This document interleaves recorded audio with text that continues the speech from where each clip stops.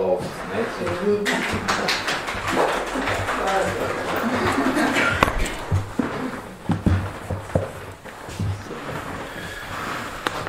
Labvakar visiem!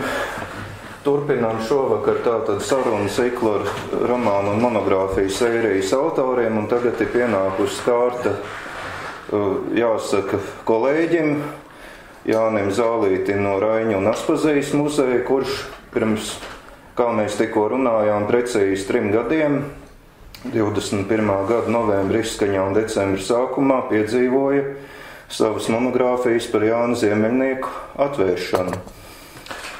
Kārta tātad pienākusi ar Jānim Ziemeļniekam, bet kā jau mēs to šajā sērijā esam pasākuši tā darīt pēc manas iniciatīvas, man jau vienmēr ļoti interesanti šķiet gan romāna autora kontekstā, gan arī monogrāfija kontekstā, kā īsti vispār cilvēks nonāk līdz interesei par literatūru, kad tā ir sākusies.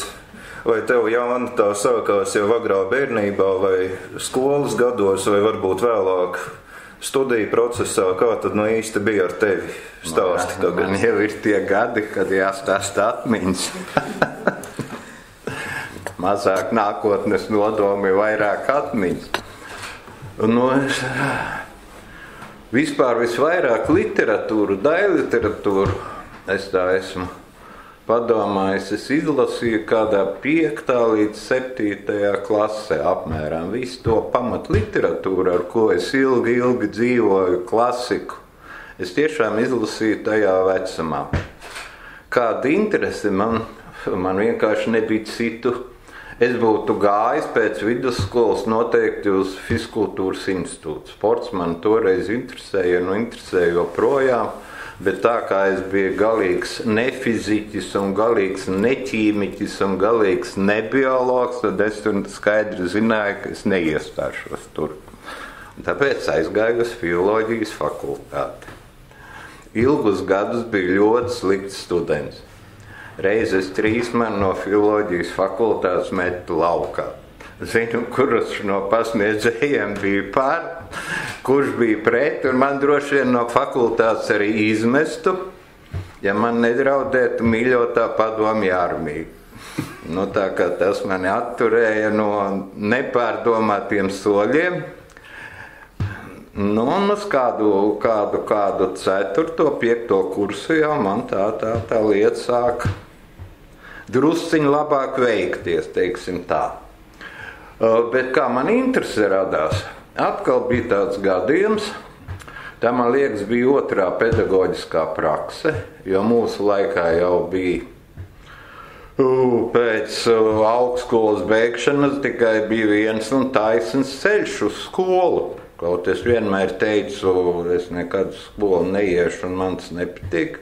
Pēc tam es varu ņemt savus vārdus atpakaļ. Man bija ļoti kolosāli 1. pedagoģiskā praksa 45. vidusskolā, kur gāja. Tur bija pilnīgi visas zvaigznes sakritušas.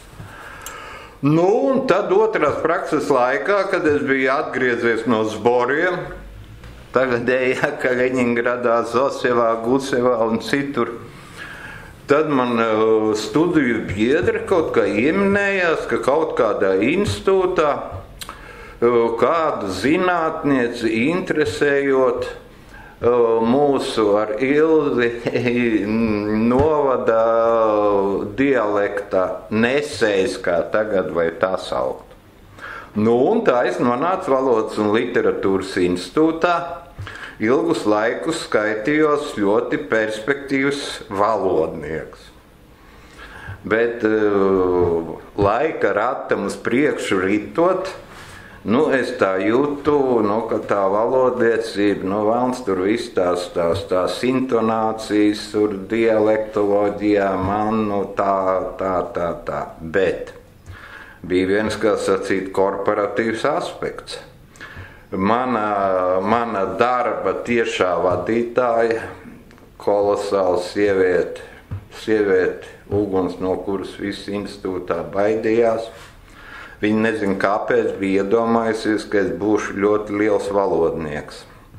Mēs tajā laikā pat aizgājām Iedomājieties, mēs aizgājām, viņa mani aizveda uz izglītības ministriju, bija tāda ministra Mirds Kārkliņa, lai šim cilvēkam atstāja vietu institūtā, jo viņš ir lielisks valodnieks, viņš zina vācu valodu, citiem vārdiem vispār latviešu valoda piedzīvos bēdu laiks, ja šo cilvēku nepaņem. Mani tāpat nepaņēma. Es jau biju institūtā sācu strādāt, un man kā lielu pretimnākšanu piešķīra Krievu skolu, kur es nostrādāju 63. vidusskolā veselu gadu. 8. klases man bija. Kaut jau bija sarunāts, ka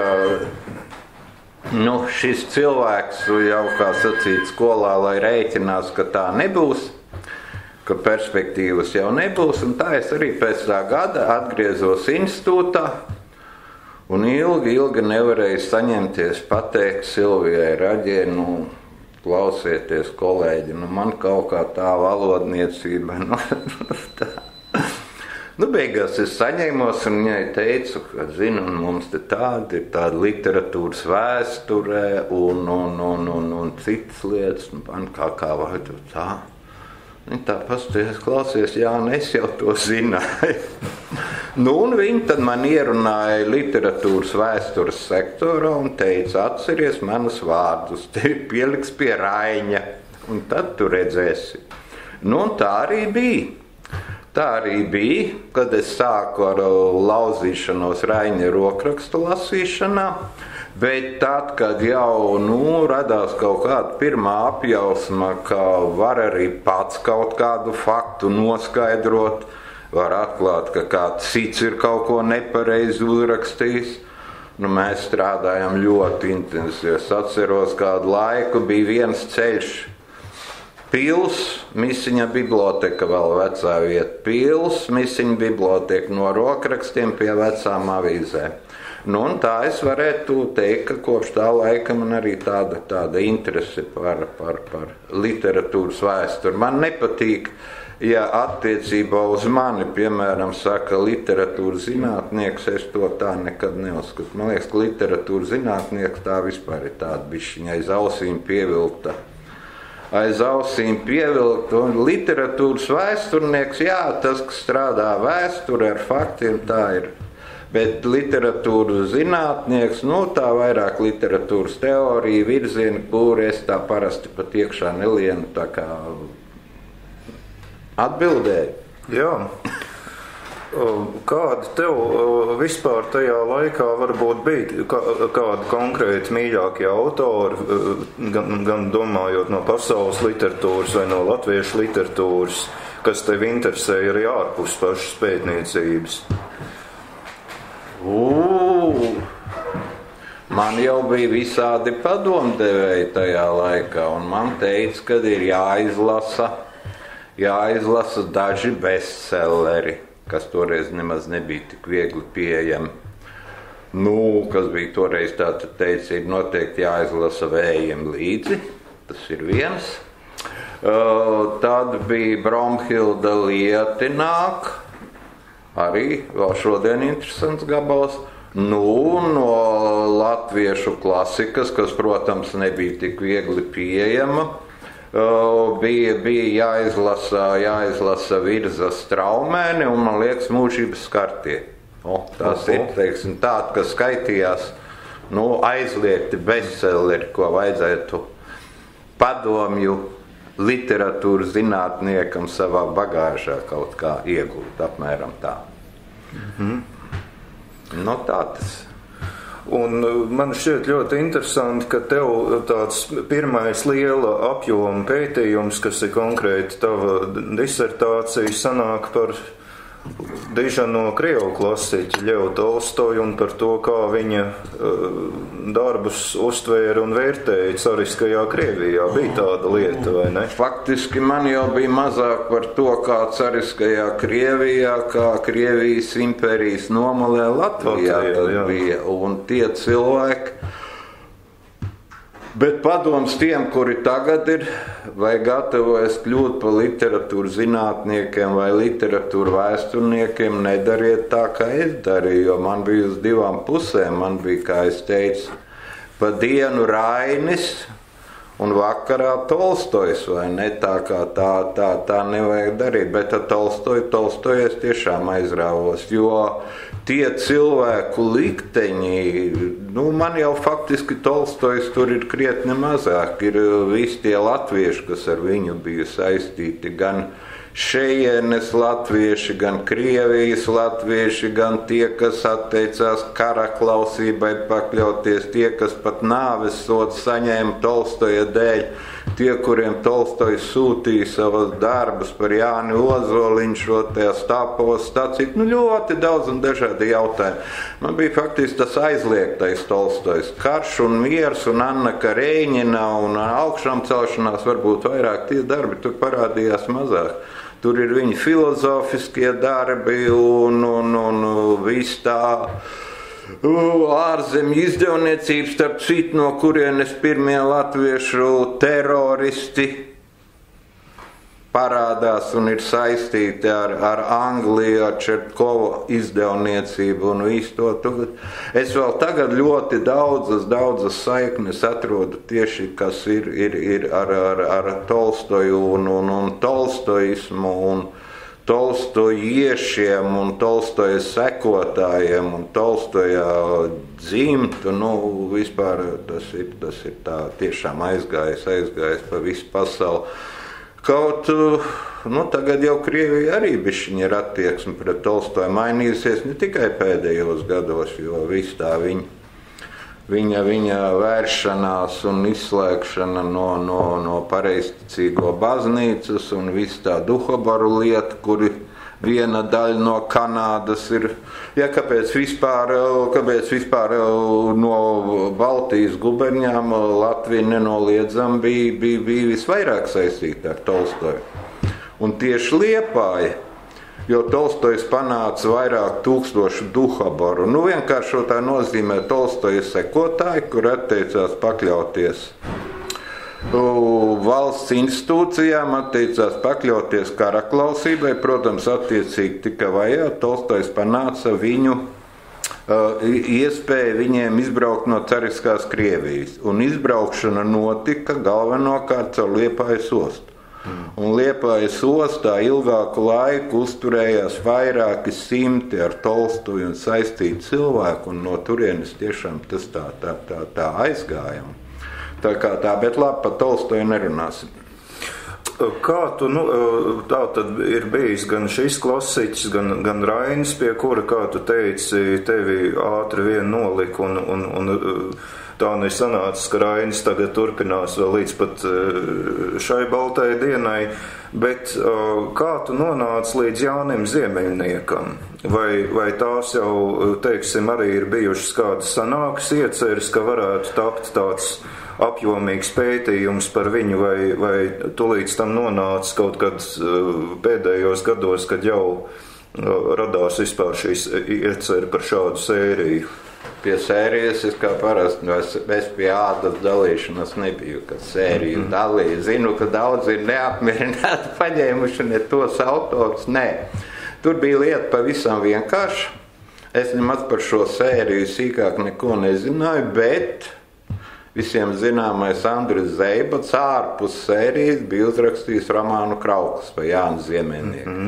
Un līdz ar to, tā kā šis te Krauklis bija ļoti iederīgs un piemērots sērijai, tad ar Kraukli arī sākās tā sērija, un man diezgan ilgi mēģināja pierunāt, lai es rakstu monogrāfiju.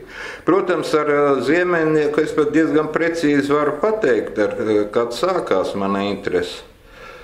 97.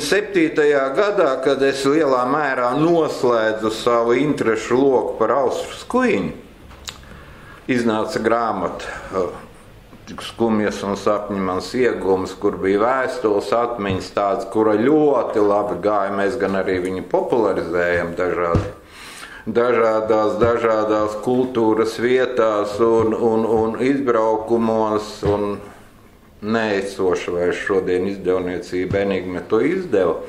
Nu, lūk, un tad pēc Skuiņas bija doma apmēram tādu līdzīgu darbu veidot par Ziemeļnieku, kur būtu tātad atmiņas par viņu, Ziemeļnieka vēstules, veltījuma dzējoli, tātad fotomateriāls, viss tas tā. Bet kaut kā es to darbu toreiz iesāku, bet līdz tādam apaļākam rezultātam neiznāca. Un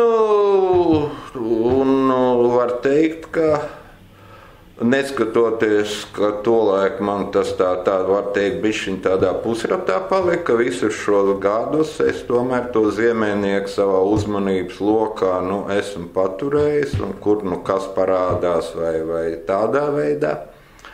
Tad es arī to piefiksēju, tā kā faktiski tas interese, ir apmēram, nevar teikt, kādu gandrīz 25 gadi.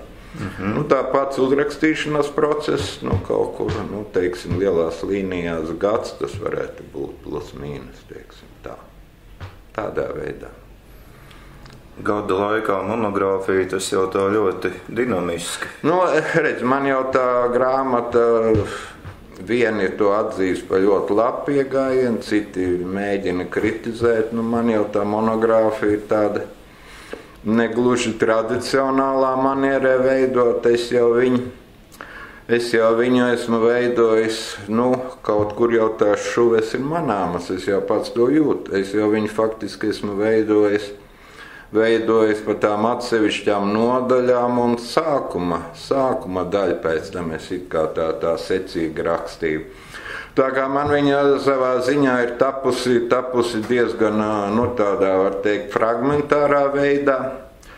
Un otrs, teiksim, atbildot uz eventuāliem pārmetumiem par to, ka varbūt brīžiem šis materiāls novirzās no Ziemeļnieka, tad es pateikšu, ka es tā godīgi to zinu, kur tas visvairāk notiek, bet to man tā kā materiāli gribējās ielikt.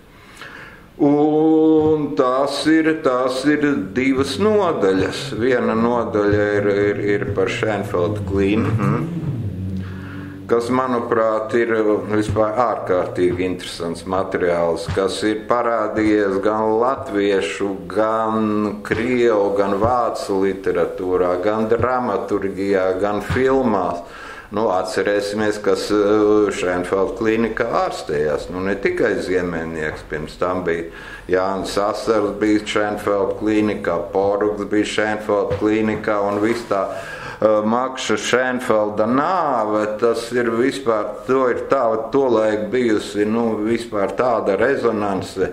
Mēmā filma, kurā vispār ir laikam tikai 2 reizes Latvijai izrādīt, es tur tās vilkiem mests laupījums, kuru nav saglabājis. Pēdējo reizi viņi izrādīja tad,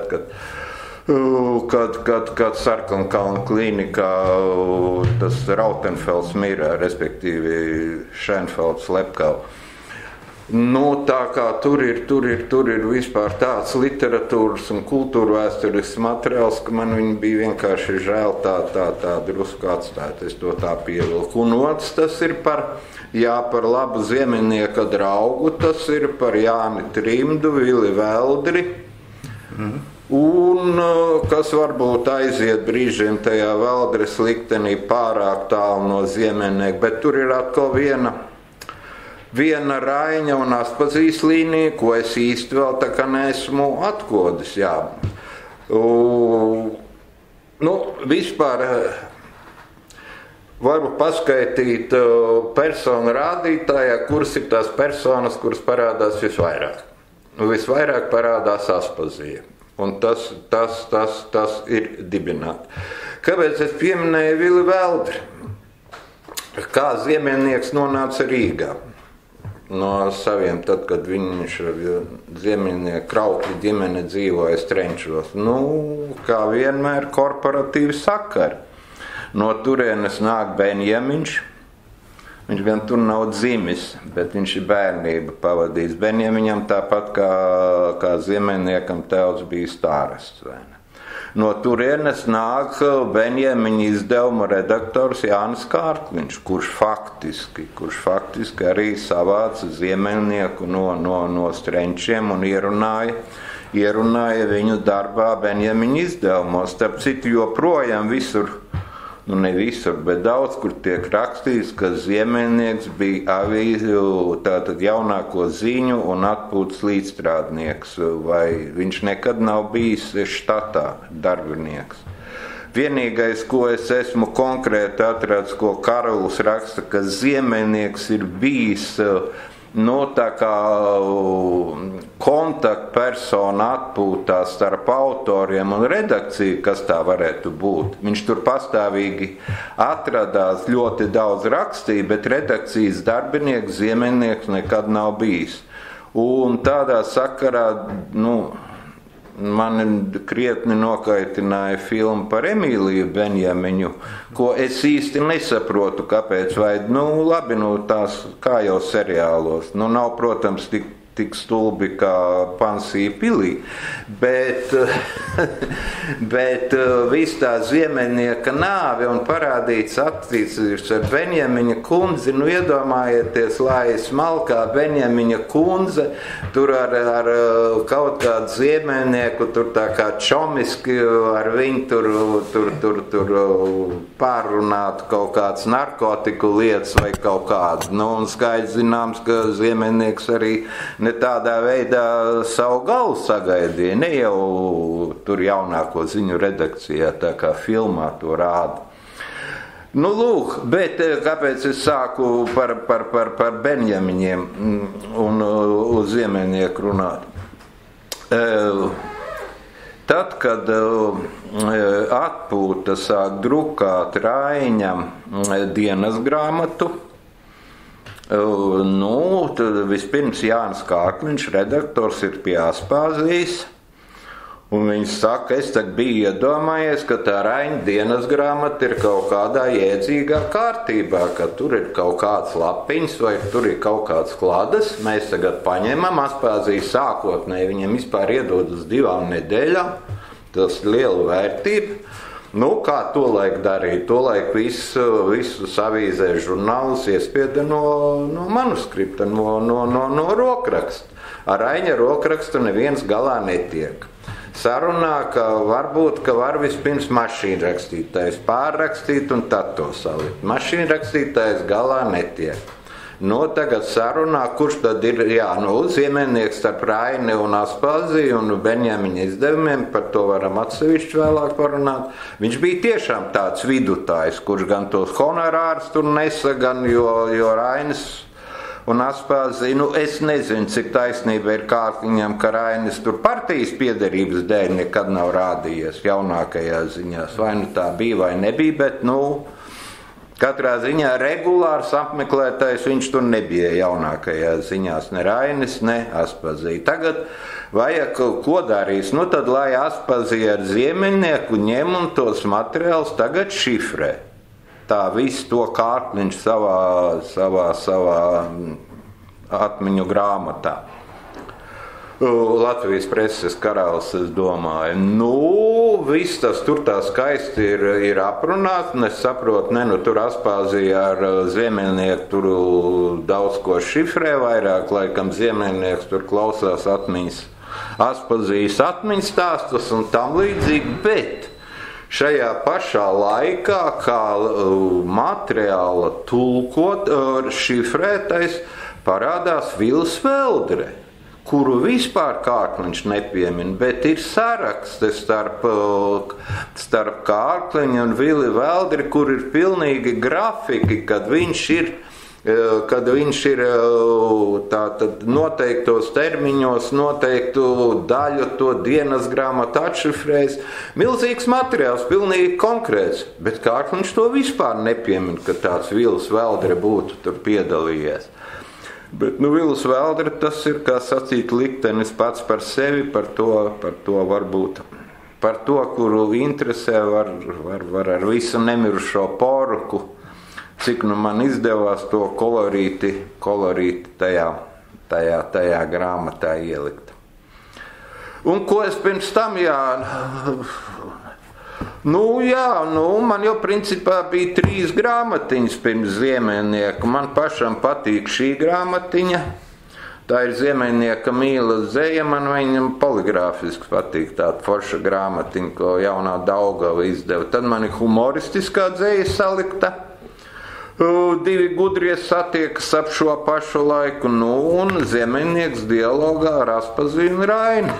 Tāds paša Ziemeļnieka darbs, jūs zināt, interesanta ir šī grāmatiņa, ko var parādīt, jo tā arī nav nejauši tapusi, jo Gunārs Saliņš ir tiešām Ziemeļnieka fans bijis, bet tas ir sācies ar viņu tēvu, kurš bija matemātikas skolotājs. Ziemeļnieka nāves sakarā uzrakstīja Ziemeļniekam veltītu dzejoli, ko nodrukoja jaunākās ziņās.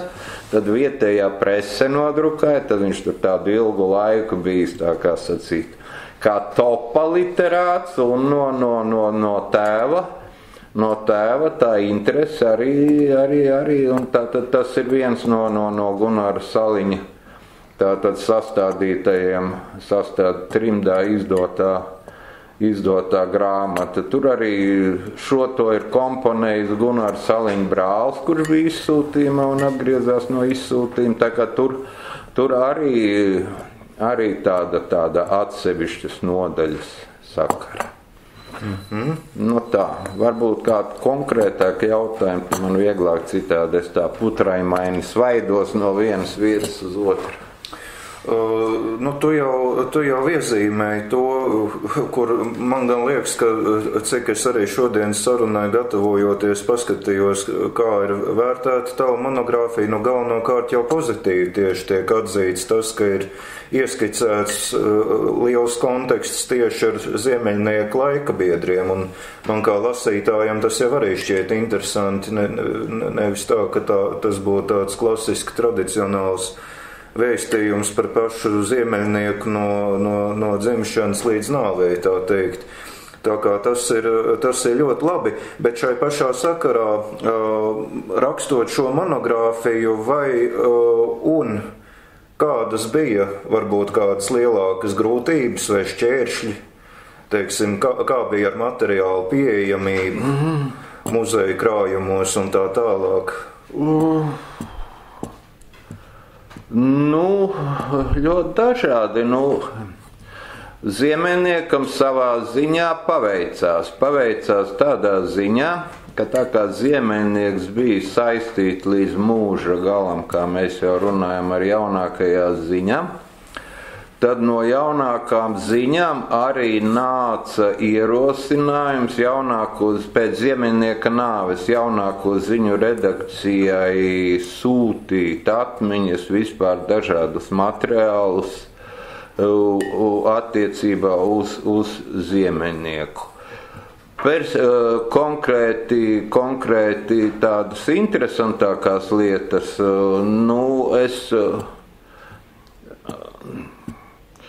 Es ieguvu no Ziemeļnieka tuviniekiem, respektīvi no Jāņa Ziemeļnieka brāļa fotogrāfa Konrāda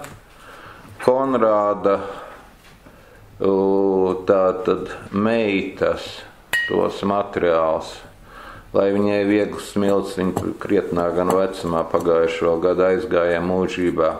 Skolotāja Gunta Kraukle, kas ir gan vietējā novadpētniece, gan amatieru teātra entuziaste, gan arī Ziemeļnieka. Un pēc tam, kā ir nonākuši liela daļa, un šos materiālus, viens no tiem, kas šos materiālus pārzināja un arī apkopoja, bija Plaudas, no kā vēlāk arī Jānis Plaudas. Vēlāk tapa romāns, tie materiāli, kas ir nonākuši Plauža rokās, tie galvenokārt ir nonākuši Misiņa bibliotēkā.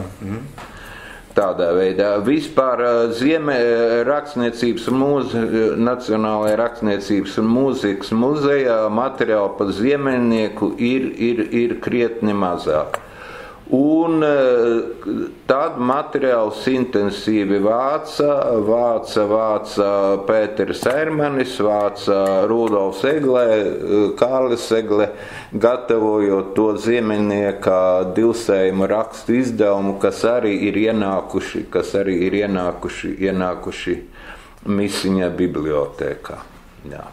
Nu, ir dažas lietas, ko ļoti gribētos iegūt, kas joprojām ir Amerikā, piemēram, tās ir Ziemeļnieka vēstules Valdai Morai, tās, kur ir arī Edvarda Virzas vēstures Valdai Morai, tā var saprast no visa. Tas pat ir tā pieminēts gan jau pasenā pagātnē, bet es saprotu, ka nekas no Moras arhīva un citi materiāli tai sakarā šeit Latvijā nav nonākuši. Nu, un vēl runājot par tādām, varbūt, nosacītām jaunatklāsmēm, tas bija tas, kad man izdevās uziet uz to līniju, kas saistās ar Egila Švarca mammu, tātad Hertu sūnu. Un tur tās attiecības ar Ziemeļnieku, kas man ir nodaļā par 28. gadu Valmierā, vai ne? Arī diezgan interesanti, ka cilvēks pēc tam vēl,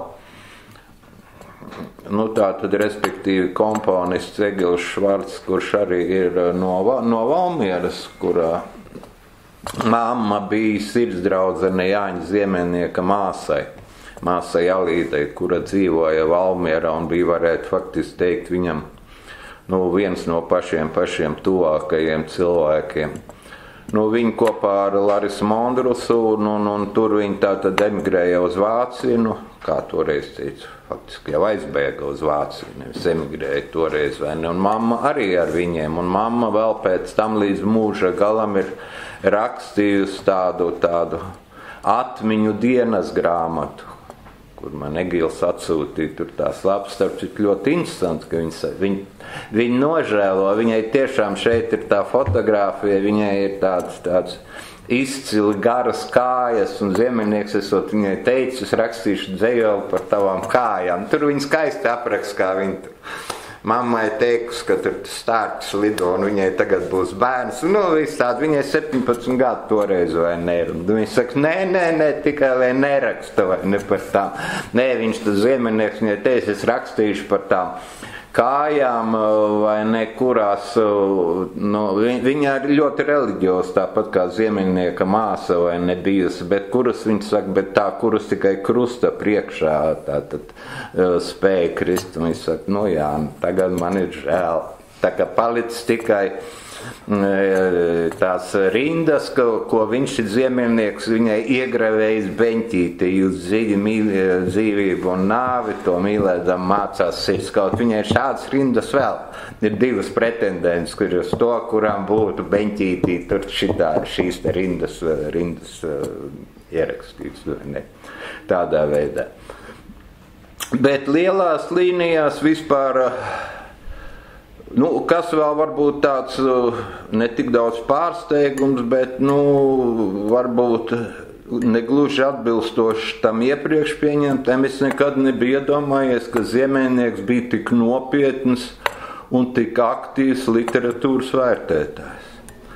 Viņam taču ir milzums recenziju, protams, pirmām kārtām par tiem, ar ko viņam bija arī personiskas attiecības, tādas kā, piemēram, Jānis Akuraters, kas ir tur īpaši, vai un viņam tur ir gada apskati un recenzijas, un viņš brīžiem, tā kā no poētikas mācību grāmatas tur jaunos pamāca dzejot, tas man bija tiešām tāds viens.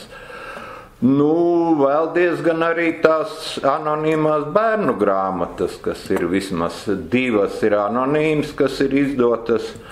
Tas ir pēc Benjamiņi taisījuši tāds pašs princips, kā savulaik Plātes izdevniecība ar Raini un Aspazīti to darījuši. Tad šeit arī ir, cik man ir vismaz divas ir izdevies atšifrēt, kuras ir Ziemeļnieka rakstītas. Bet lielās līnijās, ko vismaz man tas tā kaut kā bija iesēdies, prātā šis te Plauža romāns. Kā tas Plauža romāns tapa? Kāpēc to pieminu? Tāpēc, ka es domāju, ka es neesmu vienīgais, kuriem vispār priekšstats par ziemeļnieku kaut kādā veidā, tomēr ir saistīts ar to noskaņu, varbūt ar to koncepciju, kā ir rakstīts Plauža romāns. Pāris vārdos. Pirmkārt, Plauža romāns ir uzrakstīts ļoti ātrā laikā. Plauds bija viens no ziemeļniekam tuvākajiem cilvēkiem. Romāns iznāca 6 gadus pēc ziemeļnieka nāves. Arī daži recenzenti atzina, ka tik nelielu laika posmu, kad ir ļoti daudz dzīvu laika biedru vēl, ka nevajadzētu to rakstīt. Sākuma daļa, tas ir līdz ziemeļnieka aizbraukšanai uz Rīgu līdz 19. gada beigām. Tātad viņš ir precīzi ņēmis no dokumentāriem materiāliem, no mātes atmiņām, no māsas atmiņām, no brāļa atmiņām. Tātad viss tas to var gandrīz 1:1 sameklēt Misiņu bibliotekā tos materiālus. Tālāk, kas attiecas uz Rīgas posmu līdz ziemeļnieka nāvei, to var teikt, tas viss ir rakstīts Valdas Mora zīmē. Valda Mora faktiski ir, tur kā 2 cilvēki, kas vispār nav īstajos vārdos saukt Plauža romānā ziemeļnieks. Tā ir Valds Moras prasība, lai viņas vārds tur neparādās. Valda More ir atlasījusi pati ziemeļnieka vēstules. Es domāju, ka tās ir 1:1. Domāju, ka tas tā ir tajā romānā publicētas. Bet visi, es domāju, ko arī māsa pēc tam un brālis raksta, tie ziemeļnieka delīriji un es domāju, ka to arī Valda Mora pēc tam mūža galā atzina. Es domāju, tur tās krāsas ir bišķiņ sabiezinātas.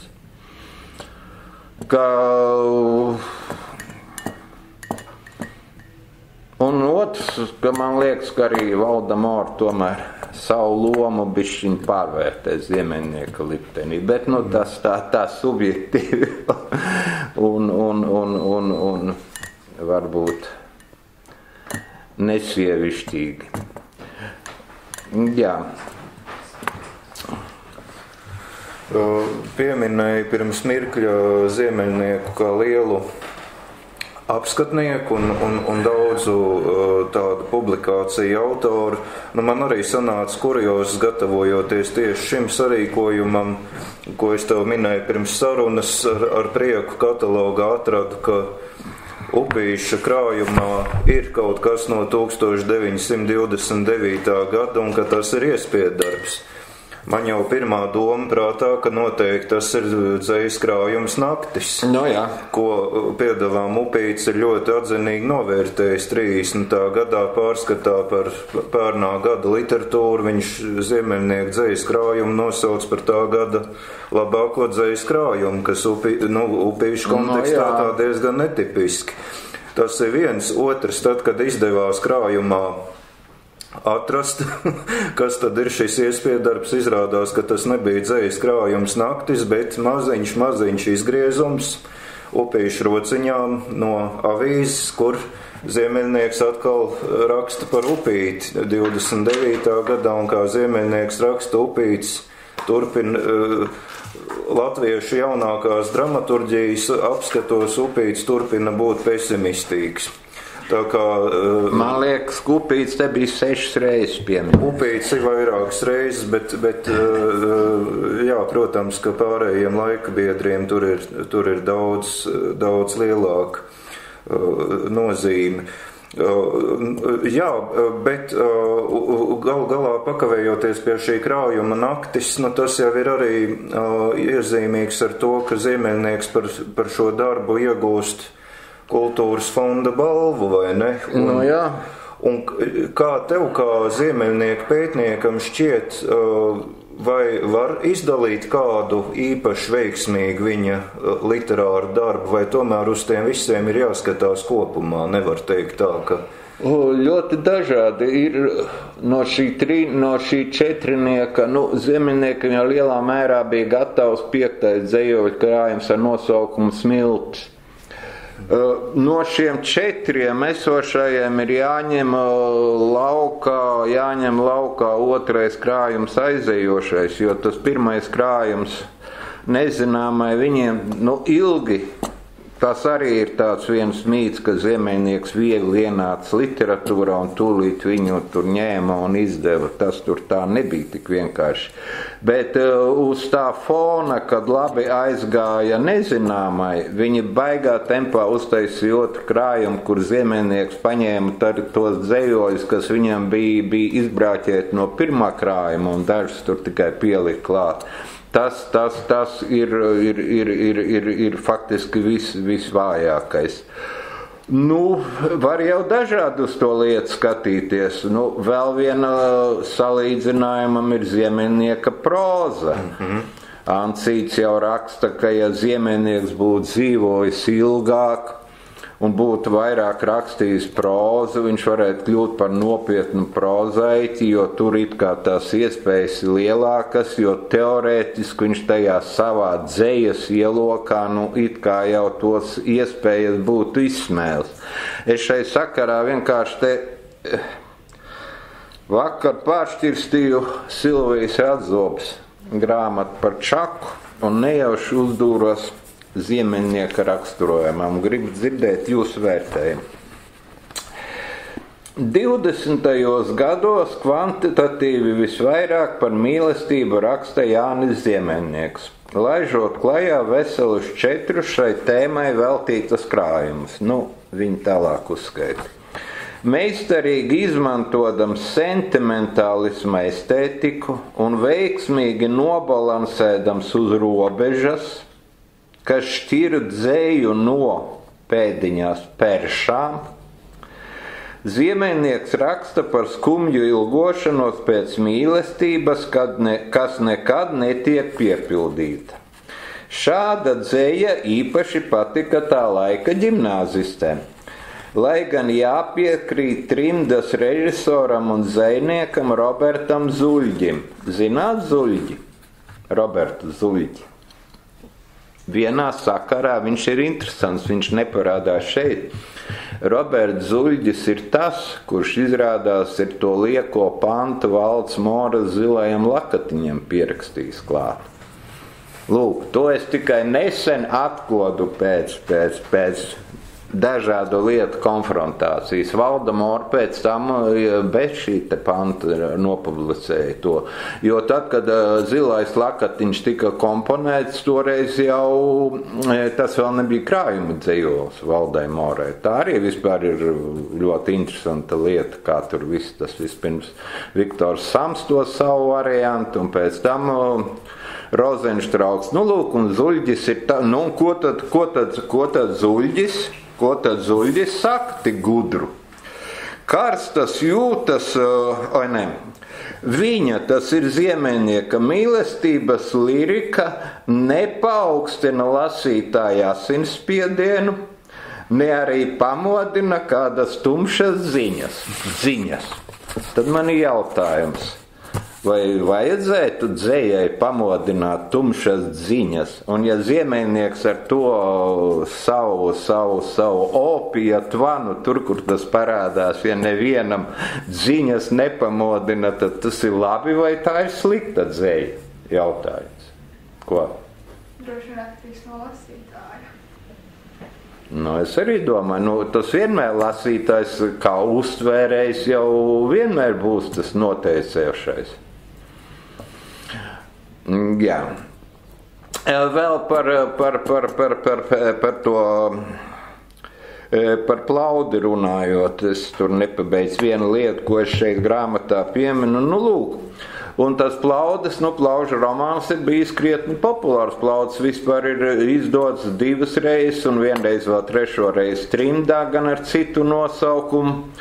vienkārši no atsevišķas epizodes no tā plauža ir iegājušas kā tādas reālas ziemeļnieka biogrāfijas epizodes. Nu, un viskaistākā, protams, ko vairākas reizes Vilnis Eikvalds ir dažādās publikācijās atkārtojis, kas arī Trimdas presē ir aizgājis, ir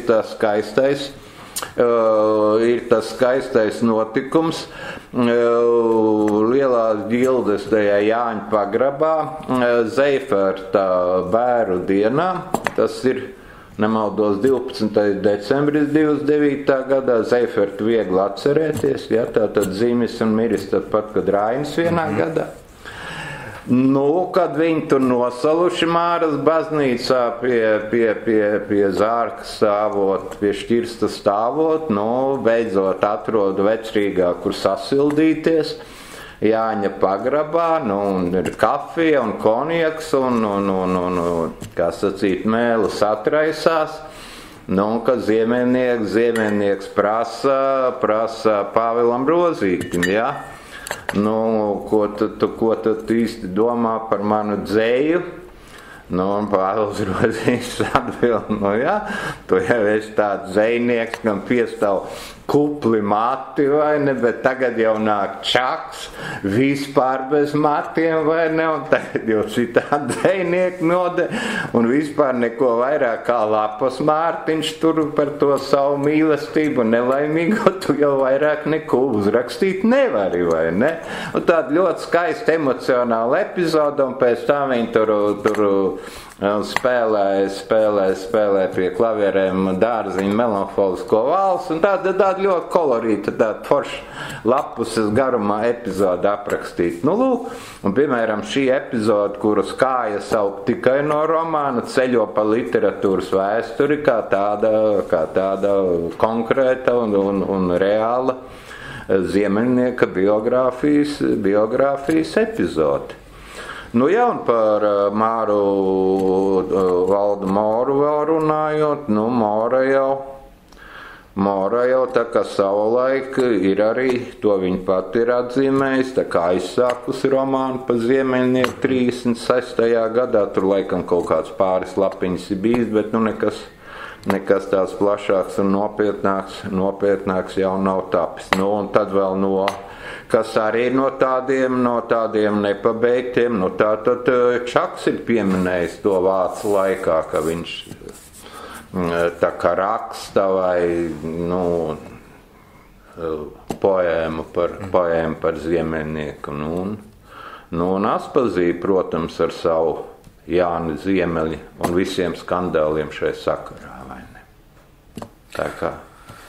Tas, kas mani ļoti ir fascinējis, domājot par tā laika kontekstu un tieši par laiku, kad ziemeļnieks dodas mūžībā, varētu domāt, ka viņš ir konkrēti šajā žanrā tāds vislasītākais un vispopulārākais autors, bet, kā izrādās, tad tajā laikā tas tomēr ir Grots. Tas Grots bija ļoti populārs tajā laikā. Nu, un tad nāca, un tad bija, un tad ļoti populāra vien brīdi ar saviem silas ziediem, bišķiņ vēlāk tā ir Elīna Zālīte, kurai tur, man liekas, kā 5 reizes tur izdeva. Grots bija ļoti populārs. Grots jau vēl bija arī padomju laika sākumā, nu nevelti tomēr Grotam rakstus izdeva tos pelēkos, cik viņam 5 bija, man liekas, vai ne, Grots, un man jau Grots ļoti patīk no tāda tipa dzejniekiem. Tā kā. Nu, un vēl ko vajadzēja, ko es, teiksim, neizdaru, ko vajadzētu, nu, tas ir ziemeļnieks mūzikā, kas arī ir milzīgi plašs, ne tikai šai drūmā dzertuvē, kur valsts maksas. Bet tur arī neviens nezina komponists, nu, visticamāk jau kāda vācu melodija. Bet interesanti, ka savukārt šai dziesmai, šai drūmā dzertuvē, kur valsts maksās, kur dzīves izstumtie pa naktim kopā lasās dzīvnici no pilns kaislība un bēdas, starp zogiem, slepkavām un ielas meitām sēd. Kā šai dziesmai vispār nezina, kas pilnīgi arī pavērš pavisam citu skatu šo dzējoli. Kāds šim dzējolim ir nosaukums? Attaisiet YouTube, kur ir šīs dziesmas dažādi. Viens ir labs ieraksts, vai ne? Tur Drēģeris dzied, tas ir tāds jēls ieraksts, bet ir arī labi ieraksti. Bet nekur jau neparādās parasti šī dzējoļa nosaukums, un dzējoļa nosaukums ir viesis, nevis dzertuvē, kā parasti tas tiek norādīts, vai ne? Tā kā tādā veidā. Tā kā Ziemeļnieks ir daudz komponēts dzejnieks. No acīm redzot, viņā tomēr tāpat kā Andrievam Niedram ir tāda kaut kāda iekšējā muzikalitāte. Vai ne? Tu daudz pieminēji Plauža romānu, bet mani ļoti interesē, kādas bija tavas pārdomas lasot Andra Zeibota interpretācija par Jāni Ziemeļnieku, kas arī, kā tu šīs sarunas sākumā ļoti precīzi minēji, kļuva par pirmo romānu, kas iznāca šajā sērijā, jo viņš viņu jau bija iesācis rakstīt krietni agrāk, un tādēļ tas iznāca arī kā pirmais, un joprojām ir droši vien arī ļoti tāds izceļams uz pārējo sērijas romānu foni, jo tur viņš ir tomēr ļoti specifiskā veidā skatījies uz šo radošo personību. Kādas bija tavas pārdomas pēc romāna Krauklis? Es jau tev teicu par Pušelnieku, jo tā nav labi izteikties. Tagad jau var teikt, ka tu esi tik gudrs, raksti pats, vai ne? Tādā veidā. Nē, es to romānu tā pilnā apjomā es viņu faktiski tikai tā nesen izlasīju. Es viņu tā izšķirstīju, man bija diezgan skaidrs tas piegājiens. To gan es ne tikai es domāju, to romānu saīsināt gan varēju, jo tur brīžiem man liekas viss tur, es nezinu, es tādā opieta vai kā dvingā neesmu bijis, bet brīžiem tās sajūtas tur tādas diezgan līdzīgas tajās visās. Bet kas neattiec tikai, tas tā kā sacīt mazā pulciņā, ir teiksim lietas, ko nevajadzētu arī tajos biogrāfiskajos romānos pieļaut, tur, kur ir fantāzija. Es jau Arnim teicu, piemēram, ir tāda epizode Ziemeļnieka aizbraukšana no Valmieras, ka viņš viesojas pie māsas. Un viņš tur tā emocionāli aprakstā, ir viņa pēdējā reize Valmierā. Viņš starp citu pat domā, ka viņš Valmierā pie māsas varētu palikt tajā pēdējā vasarā arī uz ilgāku palikšanu, faktiski uz dzīvi. Un viņš apraksta šo epizodu, ka Ziemeļnieks brauc projām no Valmieras, un māsas bērni, man liekas, meita un dēls tur uz viņu tur tā skumīgi vai sērīgi vai kaut kā noskatās. Vienkārši, ja zinām, ka māsai bērnu nebija vai ne, tad nevajadzētu ieviest bērnus vai ne. Kaut tur atkal viegli var nojukt, jo māsa bija 2 reizes precējusies un abas reizes vīram bija vienāds uzvārds, vai ne? Un tur arī ir jukas radušās. Abas reizes bija Eglīte, vai ne? Tā. Otra lieta, viņš tā diezgan slaidi, nolaiž pa Ziemeļnieka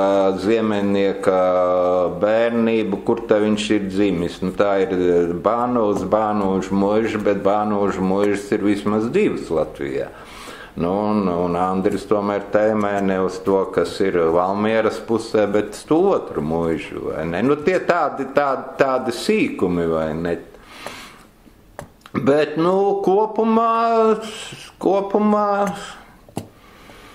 kopumā es nezinu, interesanti lasīt. Es jums jautāju Zeibota romānu. Tā man liekas, ka drusku, kad pagaršs viņš ir. Ko, Ilze? Es netiku līdz galam. Zēnota romānā. Nu, es ar vienu reizi netiku, nu. Nu, tā reizi pienāk.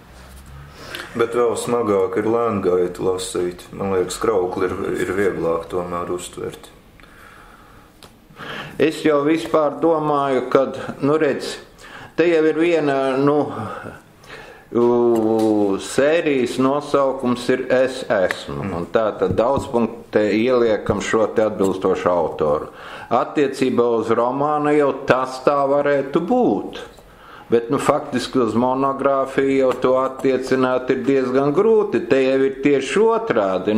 Es neesmu ziemeļnieks, es tomēr kaut kādā veidā atsvešinos un tādā veidā to skatos.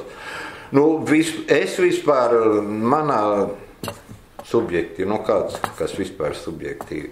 Manā skatījumā, man liekas, visveiksmīgāk no šīs sērijas tas ir Žolodis romānā par Poruku realizēts, kur tiešām, kur ir milzīgas materiāls studijas, lai gan no Poruka biogrāfijas, gan no viņa darbiem izveidotu tur tos dialogus. Man liekas, tas tiešām ir baigais darbs tur ieguldījis. Protams, arī mākslinieckā meistarība, bet man liekas, ka tur visvairāk tas parādās. Tiešām es esmu, un tad tu sajūties kā Poruks, teiksim. Bet, es saku, monogrāfijā jau vispār diezgan nosacīts vispār šis piegājiens ir, kā tur es esmu, Kaut no otras puses arī jautājums, vai, višķiņ tā Māris Bērziņš šat tad ir sūkstījies, viņš jau arī atklāt pateica, man tas lācis vispār neinteresēt, pirms tam tur knapi vienu romānu bija izlasījis. Es nezinu, vai vispār vajadzētu rakstīt, ja tevi tas pilnīgi neinteresē. Ir jau pretējs variants, kā Zenta Mauriņa raksta, ka ir ļoti vēlams, lai tavs izpētes objekts tomēr būtu ar kaut kādu, ja ne ar lielu mīlestību, tad vismaz tomēr ar kaut kādu cieņu, jo kritizēt jau ir vieglāk nekā kaut ko analizē, labu pateikt. Tā kā tādā veidā. Un Bērziņš, man jau liekas, tur drīzāk tā humoristiski ironizē, jo viņam jau tas ceļojums līdz grāmatai bija diezgan dramatisks. Viņam no sākuma bija piedāvāts par Marģeri Zariņu, kurš bija domāts kā viena no tām 11 personībām, bet beigās no Zariņa atteicās, jo viņam tur tomēr ir liela nozīme mūzikai un saprata, ka neviens ar to mūziku netiks galā.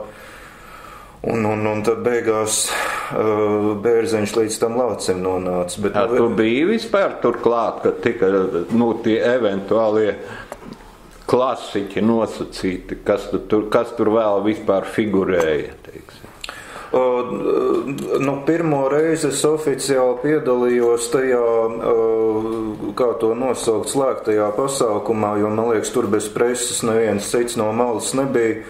18. gada nogalē, kad vienkārši publiski padarīja zinām par šo, bet pārējais ir tas, ko es esmu savācis visu šo gadu laikā runājot tieši ar autoriem, kādas pāris nianses viņi ir atklājuši.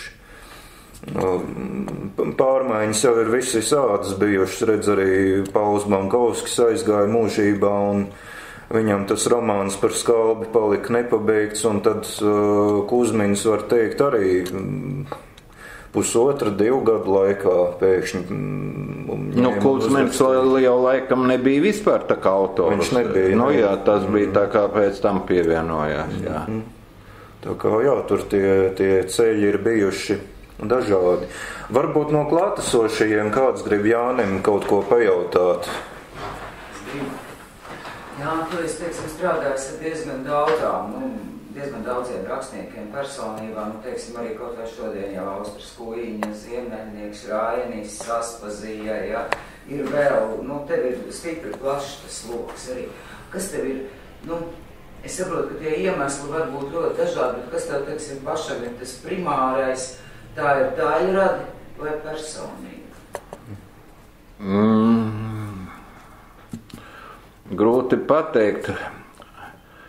Nu, visādi uz to var skatīties, kā Berelis, man liekas, ka Berelis kādreiz teica, ka man taču ir viena alga, ko rakstniekam kādas pasakas vecmāmiņa stāstīja vai nestāstīja, tas vienalga.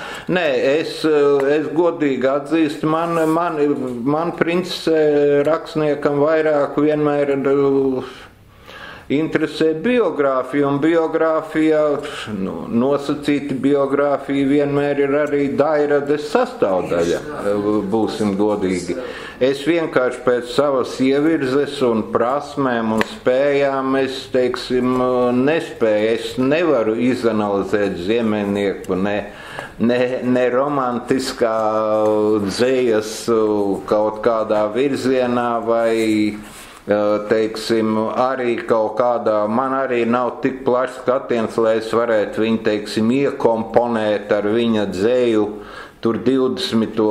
vai 30. gadu sākumā dzējas ainavā. Man pirmkārt nav ne tik plašs skatījums, ne arī tādas spējas. Es to vienkārši, es parasti strādāju ar biogrāfisko materiālu, vai ne tādā veidā. Tāpēc man vienmēr liekas aizraujoši ar visām ar vēstulēm, dienas grāmatām, ar šo materiālu, kas tomēr pamatos, arī saistīts ar Dairada, bet tomēr pamatos pirmām kārtām ar biogrāfisko pusi, tā kā tādā veidā. Es nespēju, tāpēc es par to literatūru vēsturnieku un literatūru zinātnieku teicu, vai ne, kad es tā tiešām par sevi varu tā apgalvot. Tas zinātnieks, zinātnieks, pētnieks, sētnieks. Vai mūsu rakstniecības vēsturē varbūt ir vēl kāda personība, kura tevi ir ļoti fascinējusi un par kuru tu būtu vēlējies vairāk rakstīt vai vairāk pētīt, bet vienkārši nav šāda iespēja sanākusi dzīvē? Vai daudz būtu par ko?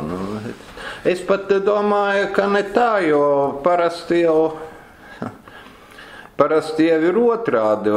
Man liekas, pat tas interesantākais, ka jau tu par it kā zināmu personu vai zināmiem biogrāfijas faktiem, jo tu vairāk sāc skatīties, jo tā bilde kļūst arvien neskaidrāk. Tāpēc es vienmēr saku, ja rakstat kaut ko, nemeklējiet divus avotus, paņemiet vienu enciklopēdiju un viss kārtībā. Kā jūs sāksiet konfrontēt, tā būs cauri. Tā nekur neviens, tas ir ļoti nopietni, starp citu. Tas ir, un vispār literatūras vēsture ir pilna ar absolūtiem pieņēmumiem. To es jums varu apgalvot droši. Tā kā tādā veidā.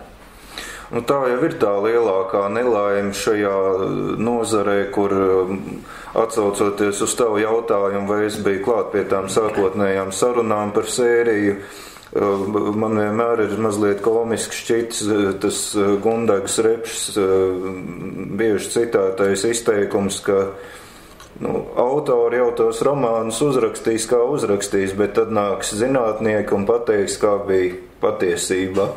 Un man šķiet, ka tā ir mūsu darba lielākā nelaime no vienas puses, bet no otras varbūt vienkārši arī tāds kā gruzdošs izaicinājums, ka nav jau iespējams pateikt visu, kā bija, bet ir iespējams tam mazlietiņ pietuvoties, vai ne? Arī taisnība, un tādā ziņā jau, ja mēs runājam, tāda monogrāfija ir tikpat subjektīva kā romāns, vai ne? Un, jebkurš no klātsošiem rakstot to pašu, būtu pavisam kaut kāds cits ziemeļnieks, vai ne? Tas jau ir gluži dabiski. Bet es domāju, ka darba pie literatūras vēstures jau galvenais neticēt tam, kas jau ir iepriekš uzrakstīts. Tas arī. Enciklopēdija vienu. Jā. Varbūt ir arī kādas nākotnes ieceres, kāds nākamais pētījums šobrīd jau top. Varbūt kaut kas Raiņa vai Aspazijas sakarā vai... Rita ir klāt, tad nevar pat. Nedrīkst runāt. Ko? Nē. Nē, nu man te ir tāds viens darbiņš, ko es tā biju naivi iedomājies. Man tur tāda neliela izlase no literatūra vēsturiskiem rakstiem, kas ir gadu gaitā saklājies, un tad es domāju, tā forši paņemšu un salikšu kopā, un man iznāks tāds smuks krājums, bet tagad, kā tu ņem, un gadi ir pagājuši par to visu, kas ir daudz, kas ir nācis klāt, uz daudz ko vairs nevar skatīties tā, kā skatījies, tā kā filozofs sakot, viss plūs, viss maināk ir, man es tādus tiešām atlasīju no saviem iepriekšējiem gadiem tādus interesantākus materiālus, bet es saku, tas nav tik vienkārši, jo, kad tev it kā vajag šodienas gala redakciju uztaisīt, tad tu saproti, cik viss tas vēl ir jāls un cik pie tā vajadzētu piestrādāt. Un termiņi un... Nu kā, tādā ziņā, tu esi spiests beigt. Nu, arī, zani, jā. Tā kā. Saprotu, nē, Ilzēs, tad domāju, kaut Nē, lielās līnijās. Tu atkal ieraugi kaut ko, kur vēl vajadzētu, ja? Lielās līnijās man faktiski visvairāk interesē tur, kur tā tīri saplūst literatūra un vēsture, jo man tā vēsturiskā puse ļoti interesē, un es, piemēram, kas arī viens varbūt pavisam tāds sīks jautājums, jautājums par, kas ir latviešu pazīstamākā spiedze. Vismaz viena daļa atzīst, tā ir Melita Norvuda, tā, kuru pirms dažiem gadiem, pēc viņas veiksmīgiem 57 gadiem, Lielbritānijā atšifrēja. No kurienes nāk Melita Norvuda? No Aleksandra Zirņa ģimenes, kuru aizveda Tolstojieši uz Tolstojiešu un visi sarkanā Džoanna ir grāmata, viss par šo sievieti. Un tas viss saistās savukārt atver latviešu teroristus pa stāvu liesmu debesīs. Tur tik daudz interesantu, visi šitie te mani Tolstojieši, tur viņi visi tur kuļus un viss tas viss pildīgi aiziet līdz pasaules literatūrai. Tur Hitchcocka filma ir par to, vai ne, tur varētu ņemt un rakties. Bet tas ir pat vairāk vēstura nekā literatūra, vai ne? Tā kā... Otrs, kam es pilnīgi piekrītu arī literatūrā, latvieši ir visur, tas ir tiesa. Latvieši ir visur, īpaši tur, kur ziepsvāri.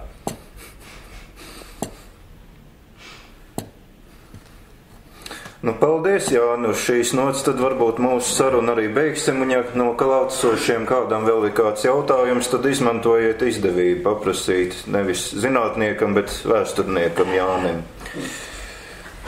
Šodien baltām puķiem apmainamies, Jāni. Labi.